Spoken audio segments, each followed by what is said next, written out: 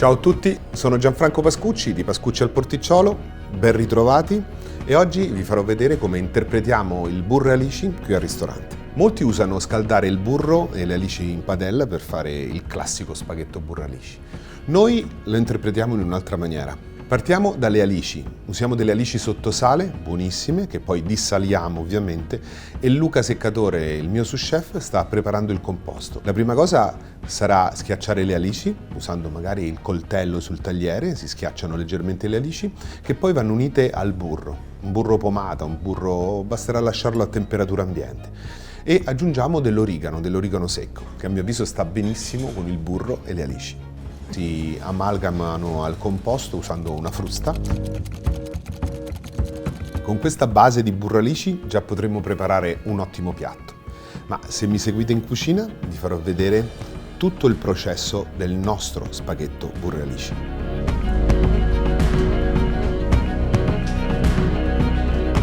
Un passaggio importante per la nostra burro alici è il brodo, un dashi. Il brodo dashi giapponese si caratterizza proprio dall'alga kombu, da questa infusione di alga e dà questa sensazione umami, no? Il quinto gusto, questa sensazione così completa, saporosa. E poi le lische delle alici che vengono tostate leggermente in forno, ma anche la lisca di pesce azzurro, il pesce serra che mangia alici, sta benissimo, la lisca tostata a 180 gradi. E la scorza del parmigiano. Quindi è un brodo intenso, profumato, che ci aiuterà nella realizzazione della pasta burro e alici. Lo lasciamo in infusione così per 20 minuti, fiamma bassissima. Dopo 20 minuti filtriamo tutto e il brodo è pronto.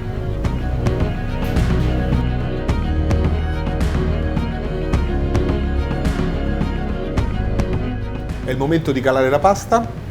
Usiamo uno spaghettone, una pasta italiana, sempre di grande qualità, un formato di pasta interessante per il burro alici, una pasta abbastanza grande, grossa e un po' callosa, molto molto buona, si sposa bene con la grassezza di questo piatto. La pasta al burro è una pasta buonissima. Se aggiungiamo le alici perché vogliamo dare un tocco di mare e quindi accentuiamo questa nota grazie proprio a questo brodo ricavato con le scorze del parmigiano, le lische di pesce azzurro essiccate e l'alga. E allora ancora prima di scolare la pasta in padella mettiamo questo brodo chiaro ma profumatissimo. Siamo pronti a scolare la pasta.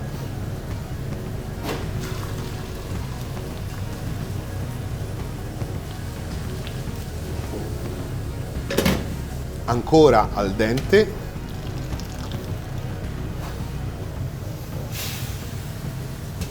e anche per mantecare, invece di usare l'acqua della pasta dove ha cotto la pasta, usiamo il brodo. Attendo solo qualche istante in maniera tale che la pasta assuma queste caratteristiche, questa profumazione intensa, ma rimarrà estremamente leggera come preparazione, perché adesso interviene il burro e l'alice. Poi noi usiamo queste alici sottosale, le delischiamo, sono buonissime. A dire il vero usiamo anche l'acqua che troviamo proprio nel barattolo delle alici, perché è un'acqua estremamente sapida ma anche molto umami anche l'acqua. Usiamo anche quella spesso nelle nostre lavorazioni. Quindi comprare un'alice buona, sottosale, si risparmia. E inoltre si può usare tutto, si può usare l'acqua che troviamo, ma si può usare anche il sale, quindi possiamo usare anche il sale in cui erano conservate le alici. Ci siamo, la pasta è cotta e sono nell'ultimo momento andrò ad aggiungere il burro nel quale abbiamo inserito le alici schiacciate sul tagliere, diciamo triturate, e un poco di origano che ci sta benissimo. Spengo la fiamma, una punta di olio al peperoncino, ho lasciato infondere i peperoncini non troppo piccanti nell'olio e quindi ricapiamo questo olio al peperoncino delicato ma molto aromatico, cioè sa di peperoncino ma non è troppo piccante. I piatti semplici, come questo, hanno bisogno di tanta cura, cioè la giusta proporzione del burro, delle alici, dell'origano, a vostro gusto, ma anche i giusti gesti. La pasta deve essere al dente, deve essere mantecata con il burro fuori dalla fiamma per avere un equilibrio veramente interessante. Una burro alici strepitosa secondo me. Andiamo ad impiattare.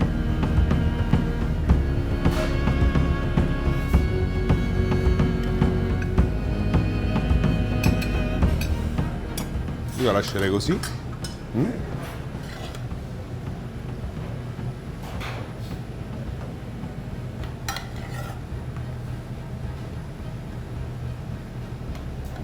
Un altro ingrediente per terminare il piatto sono i capperi, conservati sotto sale, ancora un gusto mare, un gusto iodato e un metodo di conservazione che è quello delle alici poi. E si sposano benissimo con l'origano.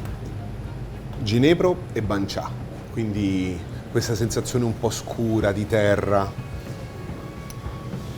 è un elemento che accompagna veramente bene questo piatto, ritorna al mare ma anche alla terra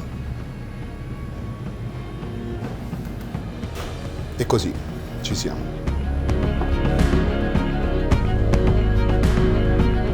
Nel cofanetto pasta di Italia Squisita c'è anche la mia ricetta dello spaghetto burro e alici.